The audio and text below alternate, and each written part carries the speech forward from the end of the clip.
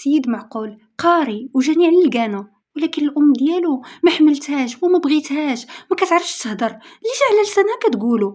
ولدها مثبت وكيعرف شنو كيقول وهي والو.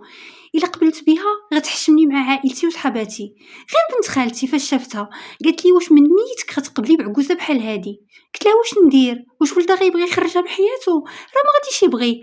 قالت لي انا كنت منك نشرطها عليه، بغا هي هذيك ما بغاش الله يعاونو، راه المشوه هي هاد العجوزه.